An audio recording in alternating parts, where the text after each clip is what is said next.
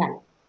Pues nada, lo primero, tal y como nos habéis dicho, son las diferencias entre ERTE por fuerza mayor y ERTE top. Bien, para distinguir entre ERTE por fuerza mayor y ERTE top, lo más sencillo es poner un ejemplo. Estamos hablando siempre de la necesidad empresarial de suspender, ya sea total o parcialmente, la actividad. Bien, puede ser por una causa externa. Pensemos como fuerza mayor, pues un incendio.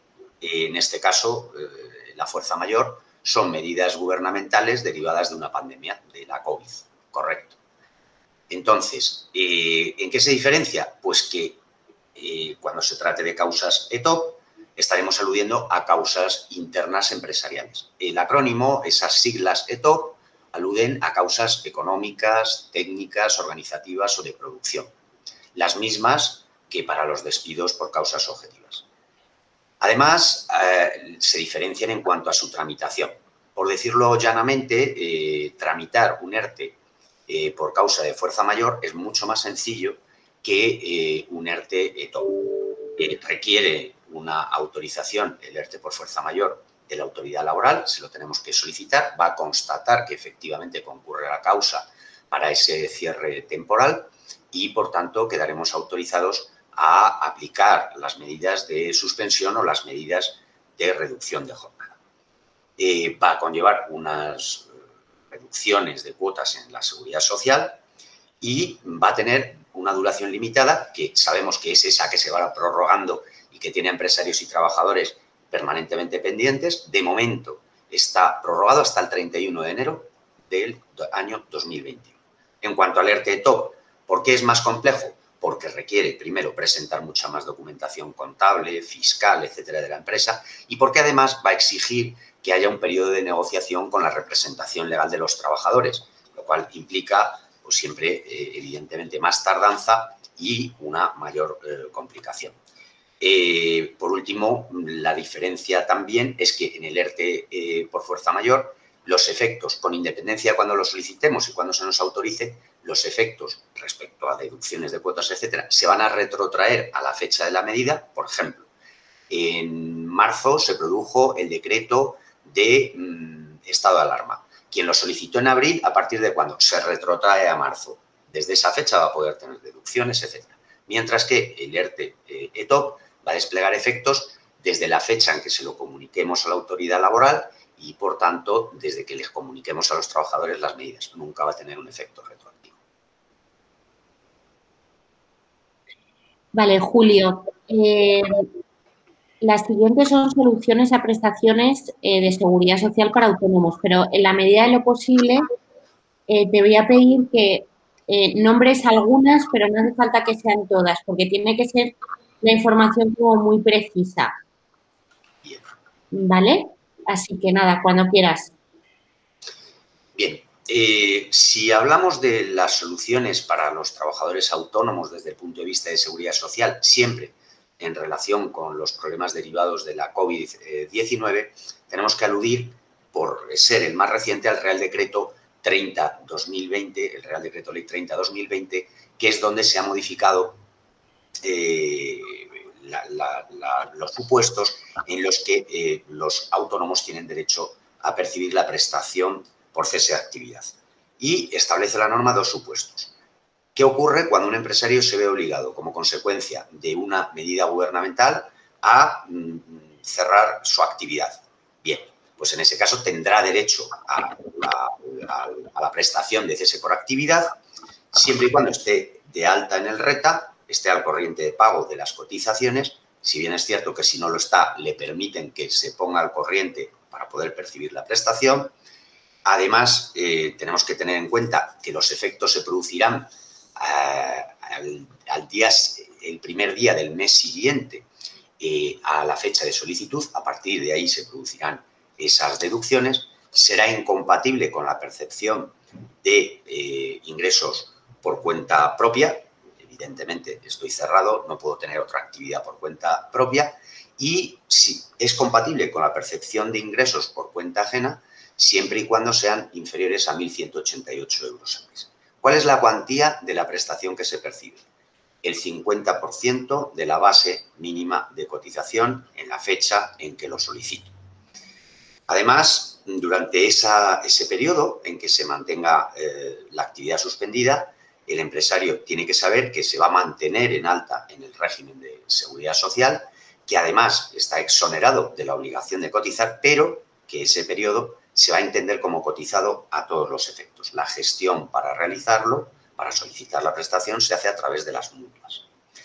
El segundo supuesto no es el de ese cierre, sino ya directamente alude a ver quién venía cobrando la prestación, fundamentalmente con arreglo a otro Real Decreto Ley anterior, el 24/2020, o quién tendría derecho a ella de acuerdo con la Ley General de Seguridad Social, artículos 327 y siguientes. Pues bien, las personas que no la pudieran venir cobrando, no reunían los requisitos para ello, no tenían el descenso en el nivel de ingresos necesario o no tenían el periodo de carencia necesario para percibir la prestación de cese de actividad prevista en la Ley de Seguridad Social, que recordemos era un año mínimo de cotización, pues bien, también, aunque no reúnen esos requisitos, van a tener derecho a la prestación.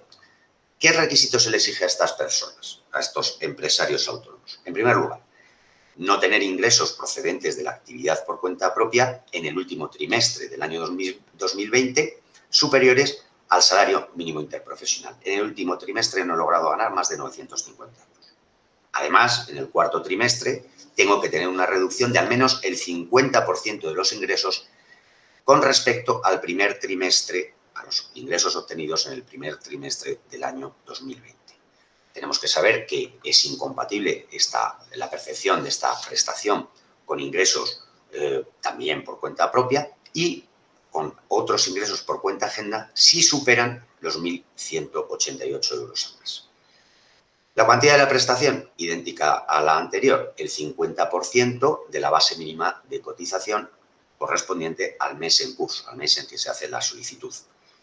Durante el tiempo en que permanezca suspendida la actividad, se mantendrá el alta del autónomo, quedará exonerado de la obligación de cotizar y, además, el periodo se entenderá cotizado a todos los efectos y la gestión correspondiente se efectúa con las mutuas correspondientes.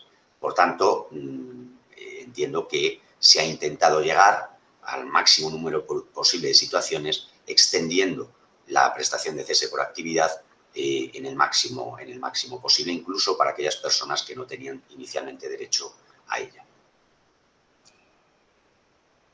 Vale, estas serían las relativas a la parte de trabajadores. Ahora entraría Juan Manuel, ¿verdad?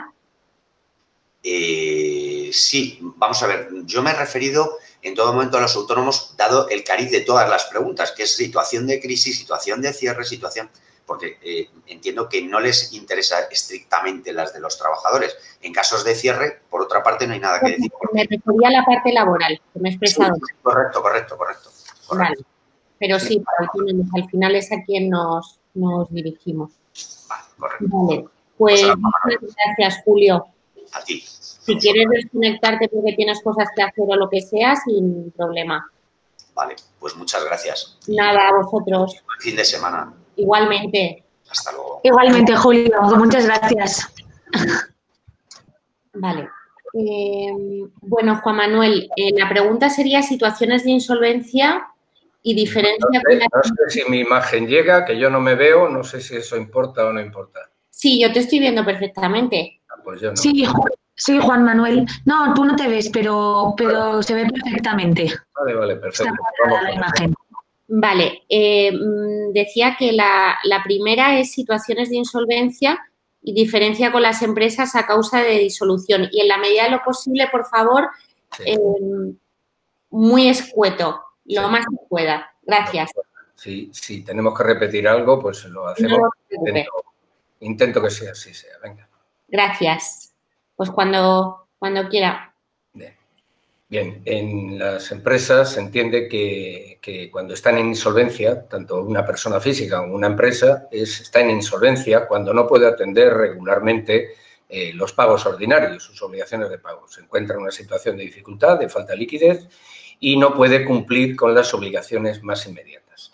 Esto puede ser una situación que coincida con las situaciones de empresas en causa de disolución. Lo que pasa es que no es lo mismo y pueden tener soluciones distintas. Muy brevemente, solo citar que en las normas mercantiles de la Ley de Sociedades de Capital se indica que las empresas en causa de disolución tienen que disolverse, deberán disolverse, por ejemplo, cuando tengan pérdidas que dejen reducido el patrimonio neto a una cantidad inferior a la mitad del capital social, a no ser que este capital se aumente o se reduzca en la medida suficiente para nivelar el patrimonio neto, y siempre dice la ley que no sea procedente solicitar la declaración de concurso. Pero, insisto, no cabe confundirlo. Insolvencia es mero incumplimiento de pagos, de los pagos ordinarios de la actividad, mientras que la causa de capital tiene que ver con la quiebra contable. En esta situación de ahora, brevemente, los casos de disolución no van a ser urgentes, no va a tener que tramitarse de forma urgente, porque la norma ha indicado que las pérdidas que se obtengan en el ejercicio 2020 no van a computar para esa obligación de liquidación. Mientras que sí es más prioritario, aunque también se han ampliado los plazos, las situaciones de insolvencia, de incumplimiento de pagos, de diferimiento de pagos, van a tener como límite para poder ser solicitada la liquidación. El procedimiento concursal tiene que solicitarse antes del 31 de diciembre de este año. Por tanto, el empresario que sea eficaz y que sea consecuente con su obligación de ser prudente va a tener que tener en cuenta esos plazos y atender primero las situaciones de insolvencia que vayan a llevar a un proceso de liquidación. Genial, Juan Manuel. Vale. Ahora es soluciones desde la perspectiva mercantil. Sí, va enlazado con lo anterior. Estamos en cualquiera de los dos supuestos, en el caso de insolvencia o en el caso de causa de disolución. Si no es viable la aportación de nuevos recursos, tanto recursos propios de ampliación de capital como la obtención de financiación bancaria o no bancaria, pero de recursos ajenos, la solución tiene que venir ineludiblemente por el cumplimiento estricto de las leyes mercantiles. El insolvente tiene que pedir el auxilio de la ley concursal en forma directa solicitando el concurso voluntario o, cuando menos, abriendo un periodo de negociaciones con sus acreedores para obtener o un acuerdo extrajudicial de pagos o una fórmula de refinanciación o lograr un convenio anticipado para luego aportarlo en su solicitud concursal. En esta situación, ya he indicado antes que la solicitud de concurso, en esta situación post-COVID o COVID, se ha pospuesto, antes eran plazos muy perentorios de 2 meses, desde la situación reconocida de insolvencia, ha pasado a ser un plazo que se ha ampliado hasta el 31 de diciembre. Pero ese plazo es una situación que puede ser anticipado, no es necesario esperar esa fecha, sino que hay esa fecha de tope para solicitar el concurso por parte de cualquier empresa insolvente, sobre todo las que prevén que no vayan a poder continuar con su actividad. Igualmente, en paralelo con la antigua norma mercantil, también hasta el 31 de diciembre los jueces no admitirán solicitudes de concursos necesarios que se hayan presentado desde el inicio del estado de alarma, del 14 de marzo. La solicitud de concurso necesario es la alternativa a que yo, como empresario insolvente, presente la solicitud de concurso. La persona o empresas a las que yo deba también pueden presentar situaciones de concurso que van a dar lugar, si yo no he sido ágil, a una serie de consecuencias inmediatas. Va el deudor, si soy yo el deudor, cuando se declare el concurso, quedaré suspendido inmediatamente en mis funciones, se pasará a un proceso de liquidación.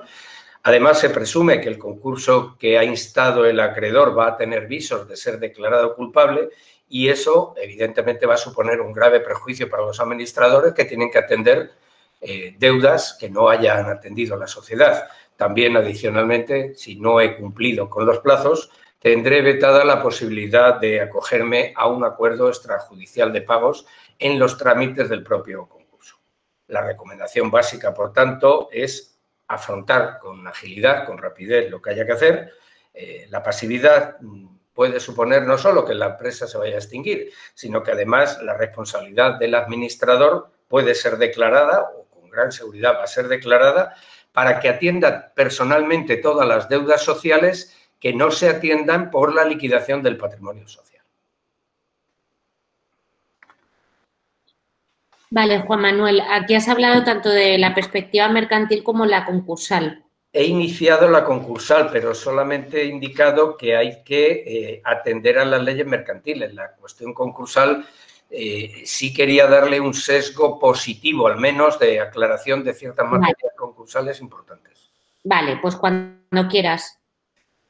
Bueno, estamos en la faceta ya decididamente concursal. Ya hemos tomado la decisión que la empresa no va a tener viabilidad o que tiene una viabilidad difícil, es que es necesario acudir al concurso para búsqueda de convenios, pero siempre se entiende que la situación concursal es algo negativísimo. Desde luego es una situación que no es una opción, es una situación que se rige por normas imperativas y con graves consecuencias para sus incumplimientos si no atendemos a esas obligaciones de acudir a la sede judicial para tramitar el concurso. Pero también la presentación del concurso, la tramitación concursal, debe entenderse desde cierta visión positiva.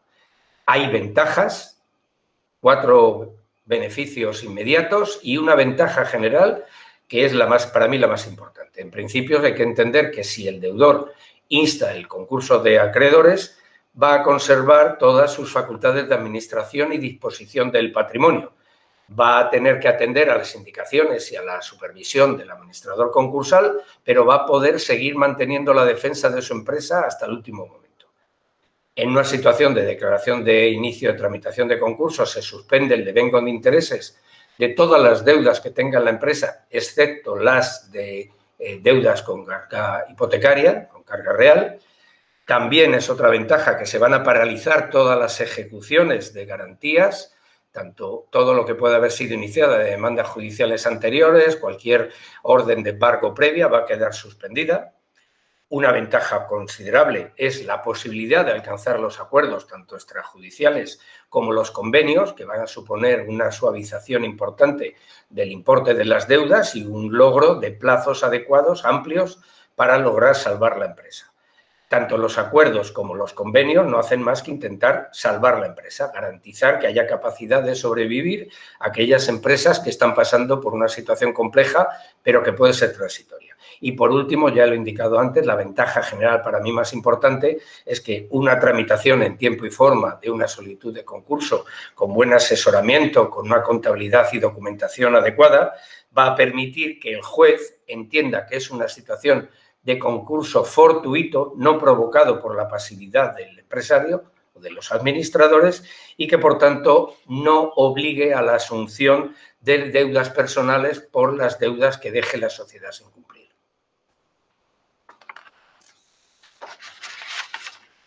De acuerdo, Juan Manuel. ¿Qué son los concursos de acreedores expresa y las normas de segunda oportunidad, ¿no? Express. Exacto, sí.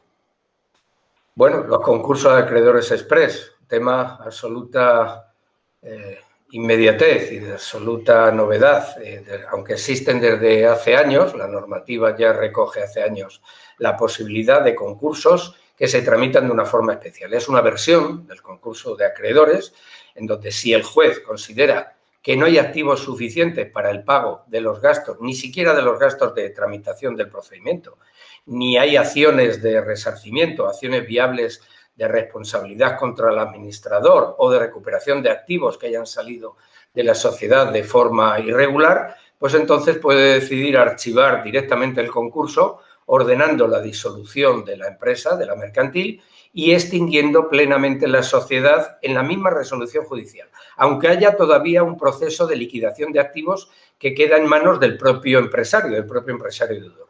El procedimiento, por tanto, se abre y se cierra en una misma resolución, con una intervención judicial mínima y evitando algo que la Administración de Justicia va a agradecer enormemente, que es evitando un proceso con una finalidad de práctica esencial, logrando que se extinga la sociedad sin deudas y en plazo muy corto, asumiendo que la actividad es inviable y que tiene que cerrarse inmediatamente. Esta fórmula es esencial para todas las pymes, pero sobre todo para todas las pymes, empresas mercantiles, cuya personalidad jurídica se extingue. Esta fórmula de concurso express no afecta igual a las personas físicas, tanto empresarios autónomos como particulares, familias que han caído en un sobreendeudamiento y que necesitan también cerrar esa situación de deudas no cumplidas. Las personas físicas cuentan con un procedimiento específico, algo distinto, que puede partir de una primera intento o solicitud de acuerdo extrajudicial de pagos, o que puede significar también la presentación de una solicitud concursal para concluir en una cancelación total o casi total de sus deudas. Eso es lo que se llaman las normas o ley de segunda oportunidad, francamente interesante para todos los empresarios que giran su actividad a su nombre particular o para las personas, las familias que se han sobreendeudado. Sí es verdad que exige una pequeña tramitación posterior a la declaración de falta de activos para que se haga un sobreseimiento de esas deudas no cumplidas. Pero la tramitación es rápida y es esencial para todos los que antes, personas físicas que antes no lograban la remisión de sus deudas. Vale, Juan Manuel. Y ya por último, recomendaciones para un empresario que se encuentre en esa situación de insolvencia. Podemos hablar de recomendaciones porque en algún momento me han pedido que dé consejos y eso creo que no es lo adecuado, y más en materia empresarial. Los consejos personales y gracias. Desde luego, el primer consejo para todo empresario que esté en dificultades, que esté en una situación afectado, como están tantos miles de empresas por la situación de la pandemia, es buscar asesoramiento. Sea con un abogado experto, sea con un administrador concursal, con un economista que actúe en procedimientos concursales, esto es básico. No cabe aquí acudir al consejo del cuñado ni al libro del abogado en casa. Aquí es imprescindible un profesional que tenga una visión amplia 360 grados de todo lo que va a ocurrir en el proceso de salvar la empresa o liquidar la empresa y, desde luego, cualquier coste que el empresario vaya a asumir por estos profesionales con los que colabore van a ser absolutamente compensados, sea con la salvación y la reducción de las deudas de la empresa o con la liquidación ordenada sin responsabilidades para los empresarios en ese proceso de liquidación. Desde luego, si no es viable la obtención de recursos ni se ve viabilidad a la continuidad de la empresa, hay que tomar decisiones de forma inmediata. Es la recomendación inmediata posterior. No se puede tomar decisiones aunque el plazo pueda demorarse hasta final de año. Es imposible que si la empresa que ya se ha extinguido en su actividad, la actividad judicial la pueda reanimar. Por tanto, hay que tomar decisiones de iniciar el concurso y si hay que llegar al proceso de liquidación, llegar a ello. Si es posible salvar el sobreendeudamiento, también, porque haya una base de la empresa saneada, el procedimiento concursal, cuando antes se comience, porque va a demorarse desde que se presenta hasta que el juez, y más con la cantidad de casos que van a llegar por miles a los juzgados mercantiles, es necesario la agilidad, sea para liquidar o sea para salvar la empresa. En último extremo, si en ese procedimiento concursal el convenio no se logra o los acuerdos judiciales de pago no se logran y la actividad se sigue demorando, hay que colaborar con el proceso judicial, sobre todo con el administrador concursal, que es el que va a tener la iniciativa a la hora de calificar el concurso y lograr que ese procedimiento ordenado al menos salve, libere totalmente a los administradores, a los empresarios, de las posibles responsabilidades complementarias a las deudas de la sociedad. Eso solo se logra con la calificación del concurso fortuito y con la absoluta colaboración con el administrador concursal. Y me voy a permitir, no es publicidad de nada, pero sí recomendar a todos los empresarios que quieran acceder a ello y está en la red y es fácil conseguir, que consigan la guía de actuación de la empresa ante la insolvencia. Está elaborada por el Consejo General de Economistas, avalada por la COE e incluye un análisis extenso, muy claro, sobre las alternativas en la situación de insolvencia. No pretendo que leyendo eso eviten acudir al responsable, al asesor, al economista, al abogado, pero desde luego les va a animar y les va a permitir ver muy claro cómo tienen que actuar en una situación difícil para todas las empresas como la insolvencia que puede estar llegando a muchas de ellas en la situación de pandemia.